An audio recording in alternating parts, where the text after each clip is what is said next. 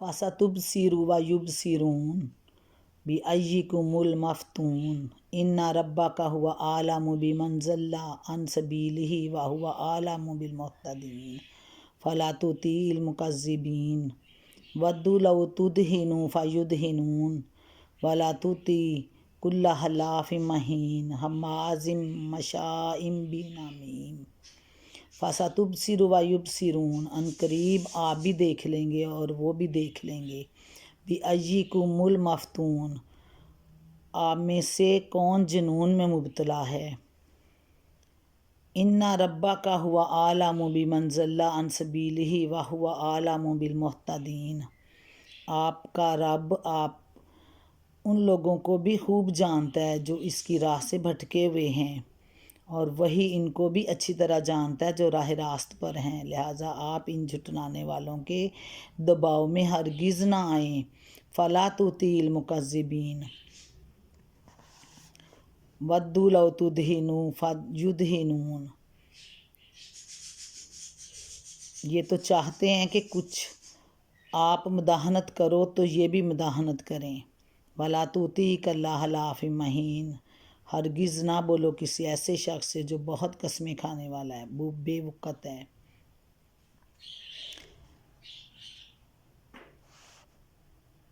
یہ تو چاہتے ہیں کہ کچھ تم مداحنت کرو تو یہ بھی مداحنت کریں، یعنی تم اسلام کی تبلیغ میں کچھ ڈھیلے پڑ جاؤ تو یہ بھی آپ کی مخالفت میں کچھ نرمی اختیار کر لیں، یا آپ ان کی گمراہیوں کی رعایت کر کے اپنے دین میں کچھ ترمیم کرنے پر آمادہ ہو جائیں تو یہ تمہارے ساتھ مصالحت کر لیں۔ وَلَا تُطِعْ كُلَّ حَلَّافٍ مَّهِینٍ اصل میں لفظ مہین استعمال ہوا ہے جو حقیر و ذلیل اور گھٹیا آدمی کے لیے بولا جاتا ہے۔ در حقیقت یہ بہت قسمیں کھانے والے آدمی کی لازمی صفت ہے۔ وہ بے وقت انسان ہوتا ہے، وہ بات بات پر اس لیے قسم کھاتا ہے کہ اسے خود یہ احساس ہوتا ہے کہ لوگ اسے جھوٹا سمجھتے ہیں اور اس کی بات پر اس وقت تک یقین نہیں کریں گے جب تک وہ قسم نہ کھائے۔ اس بنا پر وہ اپنی نگاہ میں خود بھی ذلیل ہوتا ہے اور معاشرے میں بھی اس کی کوئی وقت نہیں ہوتی۔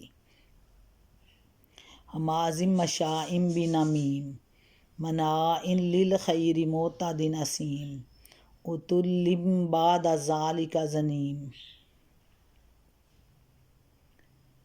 وہ جو بہت قسمیں کھانے والا بے وقت آدمی ہے، تانے دیتا ہے، چغلیاں کھاتا پھرتا ہے، بھلائی سے روکتا ہے، ظلم و زیادتی میں حد سے گزر جانے والا ہے، سخت بد اعمال ہے، جفاکار ہے۔ عُتُلٍّ بَعْدَ ذَٰلِکَ زَنِیمٍ اور ان سب عیوب کے ساتھ بد اصل ہے۔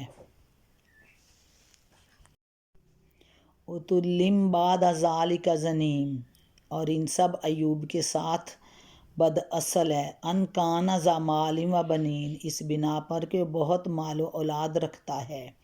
اذا تتلی علیہ آیاتنا قال اساطیر الاولین اور جب ہماری آیات اس کو سنائی جاتی ہیں تو کہتا ہے یہ قال اساطیر الاولین یہ اگلے وقتوں کے افسانے ہیں، یہ کہانیاں ہیں پہلے لوگوں کی۔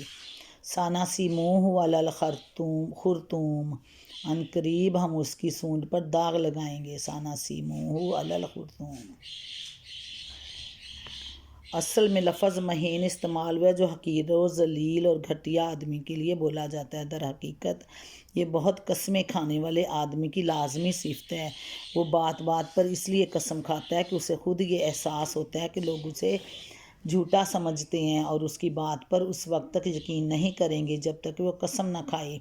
اس بنا پر وہ اپنی نگاہ میں خود بھی ذلیل ہوتا ہے اور معاشرے میں بھی اس کی کوئی وقت نہیں ہوتی۔ اصل میں مناع للخیر کے الفاظ استعمال ہوئے ہیں۔ خیر عربی زبان میں مال کو بھی کہتے ہیں اور بھلائی کو بھی۔ اگر اس کو مال کے معنی میں لیا جائے تو مطلب یہ ہوگا وہ سخت بخیل اور کنجوس آدمی ہے، کسی کو پھوٹی کوڑی دینے کا بھی روادار نہیں۔ اگر خیر کو نیکی اور بھلائی کے معنی میں لیا جائے تو اس کا مطلب یہ بھی ہو سکتا ہے کہ وہ ہر نیک کام کرنے میں رکاوٹ ڈالتا ہے، اور یہ بھی کہ وہ اسلام سے لوگوں کو روکنے میں بہت سرگرم ہے۔ عُتُل اصل لفظ عُتُل استعمال ہوا ہے جو عربی زبان میں ایسے شخص کے لیے بولا جاتا ہے جو خوب ہٹا کٹا اور بہت کھانے پینے والا ہو اور اس کے ساتھ بدخلق، جھگڑالو اور سفاک بھی ہو۔ اصل میں لفظ نیم استعمال ہوا ہے کلام عرب میں۔ یہ لفظ اس ولدت زنا کے لیے بولا جاتا ہے جو دراصل ایک خاندان کا فرد نہ ہو مگر اس میں شامل ہو گیا ہو۔ سعید بن جبیر اور شعبی کہتے ہیں یہ لفظ اس شخص کے لیے بھی بولا جاتا ہے جو لوگوں میں اپنے شر کی وجہ سے معروف و مشہور ہو۔ ان آیات میں جس شخص کے یہ اوصاف بیان کیے گئے ہیں اس کے بارے میں مفسرین کے اقوال مختلف ہیں۔ کسی نے کہا یہ شخص ولید بن مغیرہ تھا، کسی نے اسود بن عبد یغوث کا نام لیا ہے، کسی نے اخنس بن شریک کو اس کا مصداق ٹھہرایا ہے، اور بعض لوگوں نے کچھ دوسرے اشخاص کی نشاندہی کی ہے، لیکن قرآن مجید میں نام لیے بغیر صرف اس کے اوصاف بیان کر دیے ہیں۔ اس سے معلوم ہوتا ہے مکہ میں وہ اپنے ان اوصاف کے لیے اتنا مشہور تھا کہ اس کا نام لینے کی ضرورت نہ تھی۔ اس کی یہ صفات سنتے ہی ہر شخص سمجھ سکتا ہے کہ اشارہ کس کی طرف ہے۔ اس فقرے کا تعلق اوپر کے سلسلہ کلام سے بھی ہو سکتا ہے اور بعد کے فقرے سے بھی۔ پہلی صورت میں مطلب یہ ہوگا کہ ایسے آدمی کی دھونس اس بنا پر قبول نہ کرو کہ وہ بہت مال و اولاد رکھتا ہے، ان کان ذا مال و بنین، اور دوسری صورت میں معنی یہ ہوں گے کہ بہت مال و اولاد والا ہونے کی بنا پر وہ مغرور ہو گیا ہے۔ جب ہماری آیات اس کو سنائی جاتی ہیں تو کہتا ہے اگلے وقتوں کے افسانے ہیں، پہلے وقت کے لوگوں کی یہ کہانیاں ہیں۔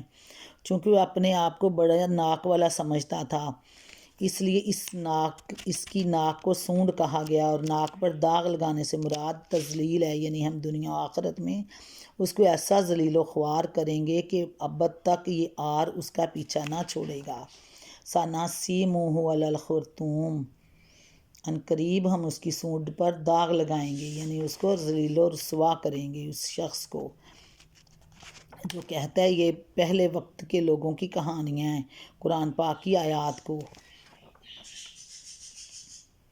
اذا تتلی علیہ آیاتنا قال اساطیر الاولین، اور جب اس پر آیات پڑھی جاتی ہیں، سنائی جاتی ہیں تو کہتا ہے یہ اگلے وقتوں کے افسانے ہیں، پہلے لوگوں کی کہانیاں ہیں۔ سَنَسِیمُهُ عَلَى الْخُرْطُومِ، ان قریب ہم اس کی سونڈ پر داغ لگائیں گے، اس کو ذلیل و رسوا کریں گے دنیا و آخرت میں۔